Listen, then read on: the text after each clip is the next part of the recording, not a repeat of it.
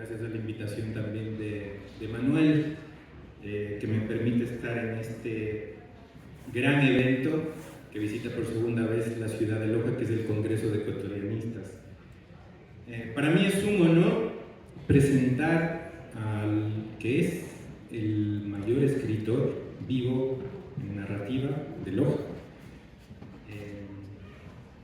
Creo que todos lo conocemos aquí, no sé si es necesaria una presentación, pero voy a leer algunas de sus obras y comentar un poco su trayectoria. Pues Carlos Carrión nace en 1944 aquí en la ciudad de Loja. Es doctor en letras por la Universidad Complutense de Madrid y autor de 11 novelas y 13 libros de cuentos. Sus títulos más conocidos son El más hermoso animal nocturno, El corazón es un animal en celo, El amante sonámbulo, El deseo que lleva tu nombre, Una niña adorada, ¿Quién me ayuda a matar a mi mujer?, Una chica dormida en un caballo, El col 45 de Caín, El colibrí que quiso escribir una novela, una obra de literatura infantil, La sonrisa del asno y la heptalogía sobre el tema migratorio que se publicó hace pocos años, ¿no? La utopía de Madrid, La mantis religiosa, La vedette. Bueno, algunos de los títulos ya los había publicado antes Carlos, pero se recopilaron estas 7 novelas, ¿no? en un solo estuche, digamos, ¿no? La utopía de Madrid, La mantis religiosa, La vedette de la calle Valverde, La ciudad que te perdió, El tren de los amantes, Dos aves migratorias y Un bacán en Nueva York. Ha obtenido los premios Universitario Virgen del Carmen, Zaragoza, José La Cuadra, Joaquín Gallegos Lara, Pablo Palacio, Miguel Río Frío y Latin Heritage Foundation. Ha sido finalista del Herralde de Novela y ha merecido la presea Isabel la Católica. Medina del Campo, Valladolid.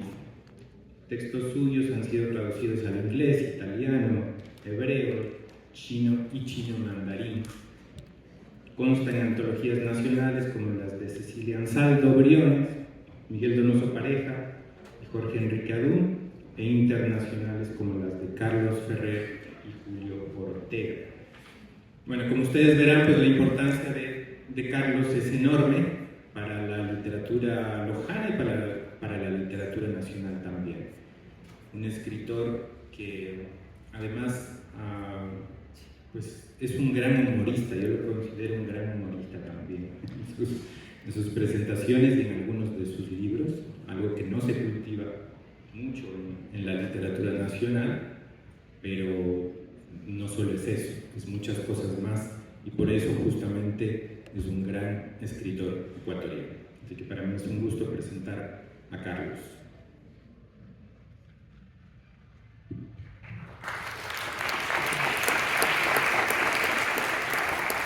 Es una bendición para esta ciudad este 25 encuentro de escritores, 25 congresos de ecuatorianistas. Eso creo que renueva la fe en la literatura y a los contenidos del corazón, que son el material primordial de la obra literaria de todas las partes.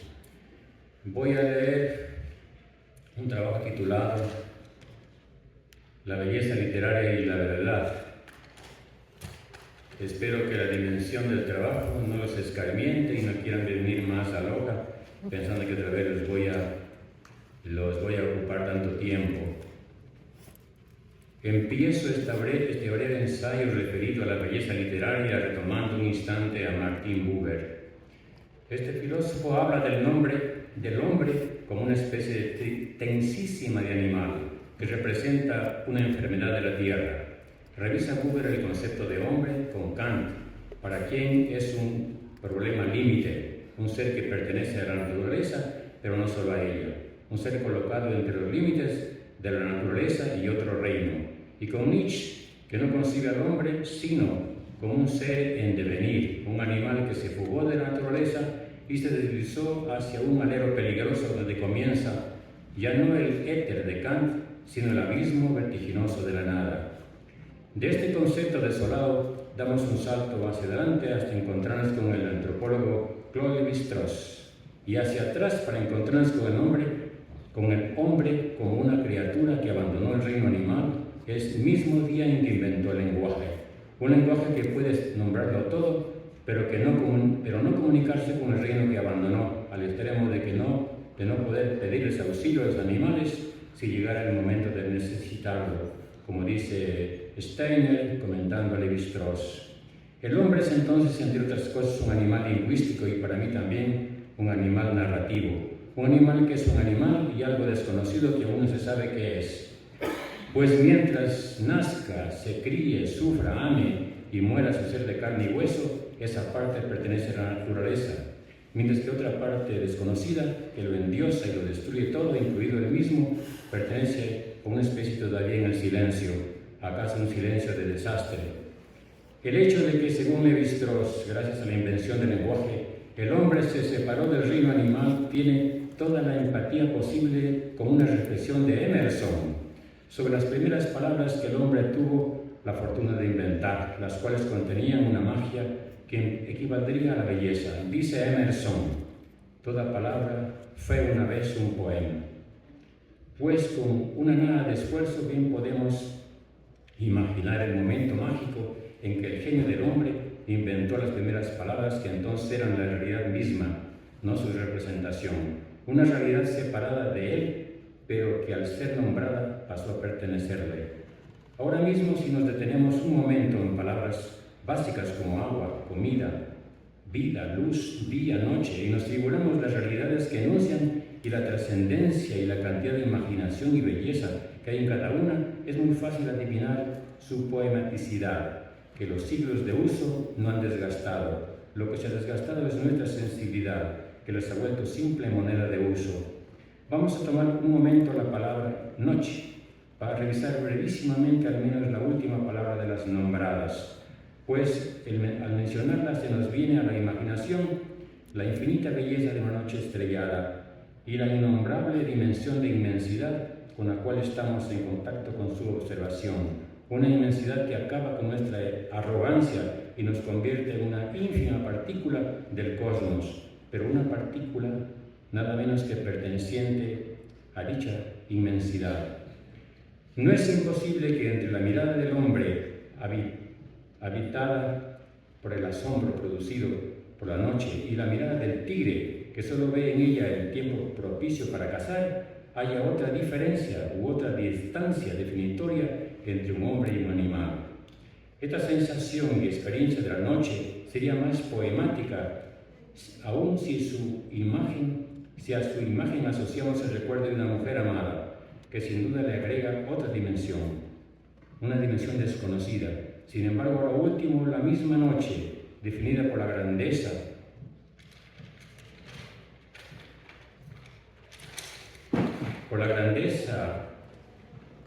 que está asociada al peligro y al terror, que definía la oscuridad y la muerte de las noches primitivas de los cavernícolas, no como si fuera el espectáculo más bello del cosmos que nos es permitido, especialmente al ojo humano, sino tan solo una cómplice de los asesinos. Doris Lessing dice: olvidamos que durante millones de años todas las criaturas de la tierra temían la llegada de la noche. Si hay belleza y misterio en las simples palabras de todos los días, más belleza y misterio podríamos encontrar en las palabras que anuncian el mundo interior del hombre, es decir, en las palabras de la imaginación humana, la fuente de la belleza y la verdad literarias. Eso sí, tratando de evitar lo más posible los términos teóricos que alterarían la sencillez de este trabajo, en tanto reflexión sobre la belleza literaria y su posible verdad. Damos por aceptada que toda palabra representa una cosa de la realidad, siendo totalmente extraña a ella, en virtud de la arbitrariedad del signo lingüístico. Por ejemplo, entre la palabra mesa no hay relación de semejanza alguna con el objeto mesa. Sin embargo, las mismas palabras, pero enriquecidas por la voluntad literaria, dejan su falta de semejanza con las cosas de la realidad para ser semejantes a ella. Max Vence habla de correalidad, dice más: belleza es el término que la estética reserva para designar el concepto ontológico de correalidad. Dicho de otro modo, la belleza literaria funda una realidad de palabras semejante a la realidad real o histórica, que se agrega a ella gracias a la naturaleza del signo estético, que procede por unidades lingüísticas de naturaleza mimética, es decir, imitativas de la realidad histórica a la que metafóricamente representa. Se denomina lenguaje poético al concebido como producto de la máxima economía lingüística y de la máxima intensidad semántica. Como ejemplo de lenguaje poético podríamos poner el simple nombre de una mujer amada, más aún si imaginamos su juventud, la otra belleza femenina, y su belleza. Al pronunciar su nombre sentimos que ese nombre contiene los ojos, la boca, el cabello, las manos y el dulzor. En suma, la belleza de dicha mujer. Otra vez solicitamos la ayuda de Doris Lessing, que lo dice de modo irrepetible. Yo no me puedo quitar la música de Julie de la cabeza y me sorprende que a ti te quede lugar para otras. Es decir, una simple palabra convertida en sonidos de belleza capaz de llenar los ámbitos humanos, en este caso gracias a la voluntad artística de Doris Lessing. Voy a citar algunos textos brevísimos, producto de una vida de lecturas amadas, de las cuales extraeré una atrevida hipótesis.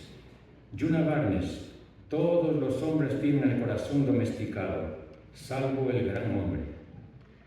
Claudia Magris: el breve esplendor de toda belleza. Simone de Beauvoir: un hombre al que no se ama es difícil de imaginar que basta para colmar una vida. León Tolstoy: todas las familias felices se parecen unas a otras, pero cada familia infeliz tiene un motivo especial para sentirse desgraciada. Anton Chekhov: percibía aquella belleza de una manera extraña. No eran deseos, ni entusiasmo, ni tampoco placer lo que Masha suscitaba en mí, sino una honda, aunque agradable tristeza. Era una tristeza indefinida, vaga como un sueño. Sin saber por qué sentía lástima por mí mismo, por mi abuelo, por el armenio y por la pequeña Armenia, y experimentaba una sensación como si los cuatro hubiéramos perdido algo importante y necesario para la vida, algo que jamás volveríamos a encontrar. Rainer Maria Rilke dice: la belleza es el primer grado de lo terrible. María Zambrano, hablando de la verdad que a través de los diálogos platónicos buscaba Sócrates, una verdad que solamente podía ser revelada por la belleza poética, una verdad que no puede ser demostrada, sino solo sugerida por ese más que expande el misterio de la belleza. Y otro enunciado más: entiendo por utopía la belleza irrenunciable. George Santayana: la belleza es verdad. William Shakespeare, en el soneto 54, cuanto más perfecta parece la belleza con el suave ornato que la verdad le imprime. San Pío: el amor no puede prescindir de las palabras. Dorian Lessing: la espera del placer es en sí misma el placer. Jorge Luis Borges: ahora sé que en verdad me has perdonado, dijo Caín, porque olvidar es perdonar. Thomas Mann: todas las cosas grandes que existen son grandes porque se han creado contra algo, a pesar de los dolores y tribulaciones, de pobreza y abandono, a pesar de la debilidad corporal, del vicio, de la pasión. Platón: el amor es el deseo de engendrar la belleza. Clarice Lispector: ella protegía a ambos del error y a veces más parecía proteger a ambos de la verdad. Cioran: solamente la desesperación cambia el curso de la vida. Hermann Broch: la poesía no es más que impaciencia por parte del conocimiento. Joseph Conrad: solo en la imaginación de los hombres se encuentra cada verdad una existencia eficaz e innegable. Enrique Molina: del mismo modo que es posible un análisis sociológico, económico, etc. de la historia, imagino también un análisis poético dirigido a captar esa última esencia de la misma, ya solo en el tiempo puro de la conciencia. Ahora la hipótesis que me planteo: mientras más se acercan las palabras a la belleza, más se acercan a la verdad. Creo que debo curarme en salud al prevenirme de la belleza superficial del kitsch, simple relumbrón que ciega los sentidos, es decir, belleza como fuego de artificios de palabras, negada a la profundidad.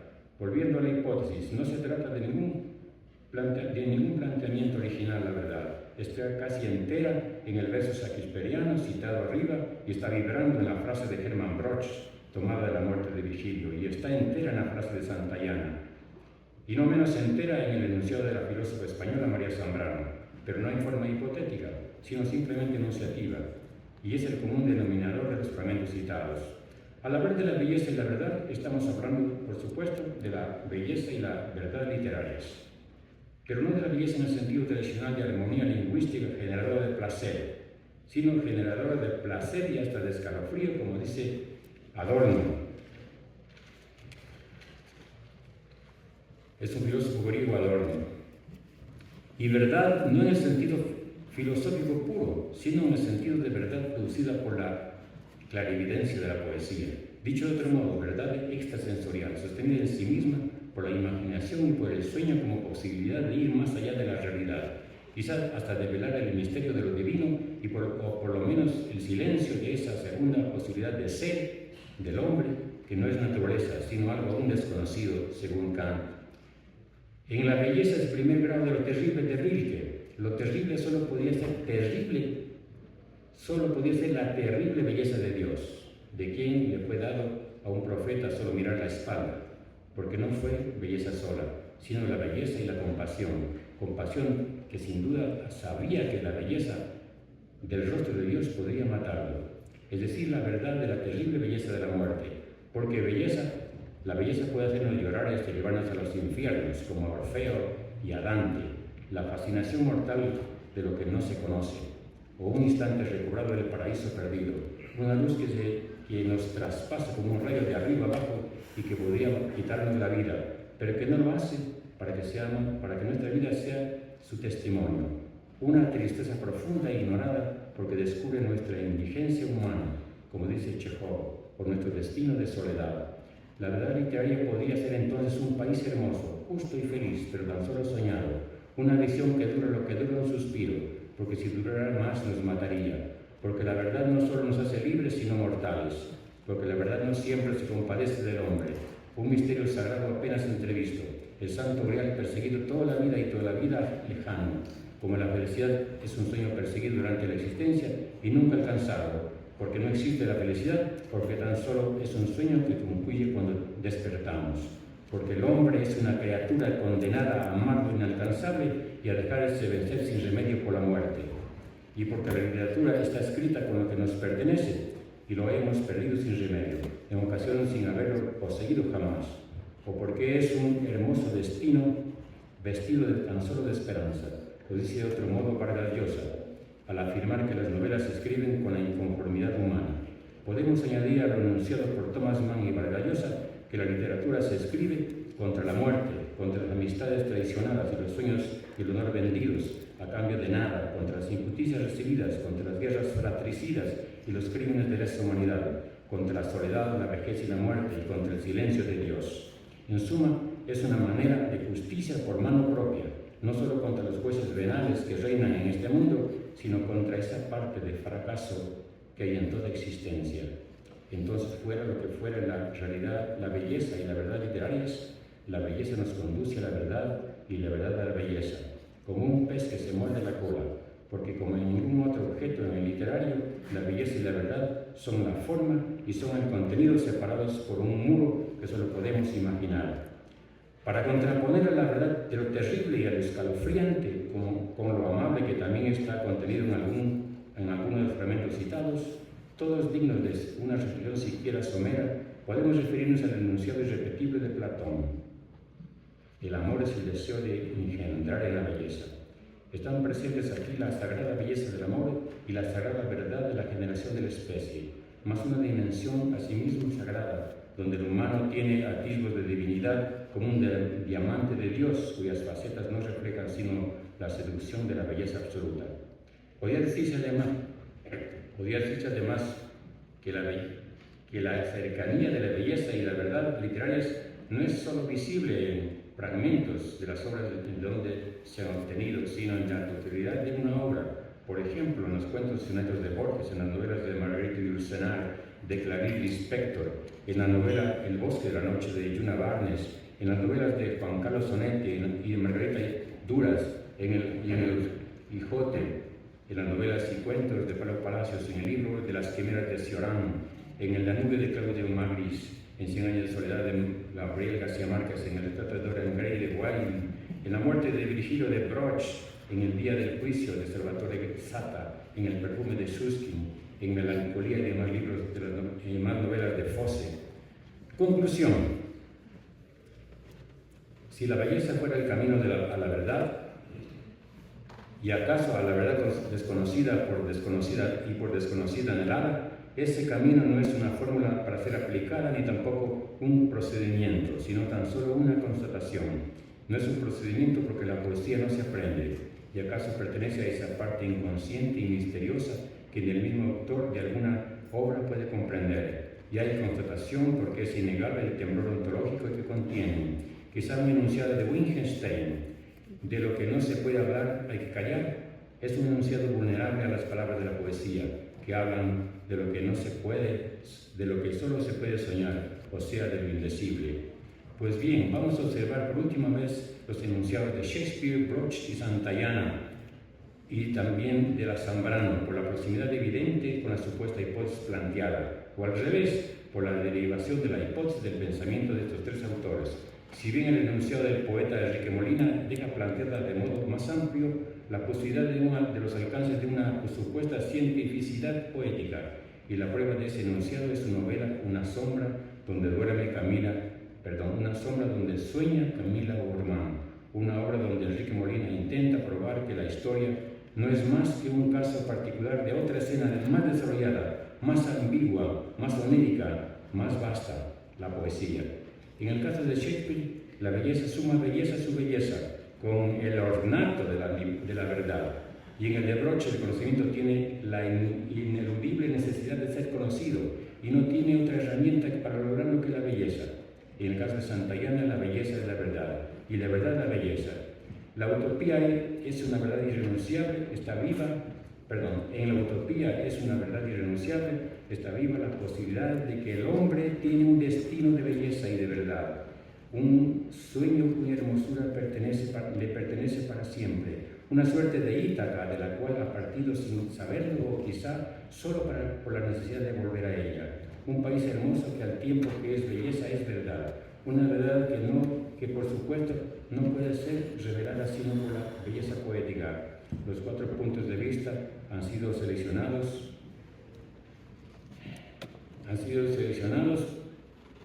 por la evidencia y la inminencia de la implicación de los términos belleza y verdad para la integración de una tríada o especie de silogismo, cuyo tercer término sería la poesía como una ciencia ciegas a fuerzas de deslumbramiento. Sin embargo, como dice María Zambrano también, solo la poesía tiene el poder de mentir, enunciado que para mí no desmiente en nada lo argumentado arriba, sino que enuncia otra verdad literaria y otra posible belleza, porque la belleza siempre busca la verdad, porque ese es su destino. Muchas gracias. La verdad es que siempre es un placer escuchar a Carlos. Hace un momento hablábamos sobre sus lecturas de Walter Benjamin, por ejemplo, y creo que hoy hemos podido escuchar algo relacionado con esta forma de pensar no rigurosa, no sistemática, pero que permite constelaciones. Digo, no rigurosa en el sentido de la filosofía, ¿no? Es rigurosa, obviamente, pero que permite armar estas constelaciones de autores, perspectivas diferentes. Creo que eso nos ha ofrecido hoy Carlos. Así que nuevamente muchas gracias por esa extraordinaria ponencia. Bueno, para cerrar ya el Congreso de Ecuatorianistas, voy a dar paso a Manuel Medina, quien va a hacer la clausura, y también va a haber una sorpresa para Carlos, ¿no?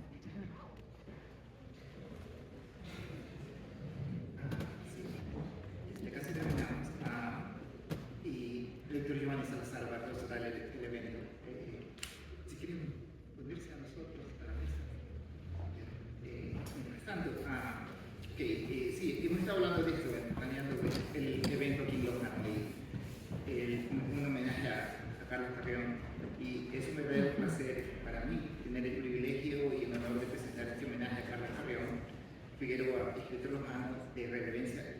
Relevancia Internacional, la Asociación de Ecuatorianistas reconoce su éxito trascendental en las letras, la cultura y la docencia y su vinculación con la Asociación de Ecuatorianistas y en su misión de fomentar el estudio y divulgación de la producción cultural en nuestro país.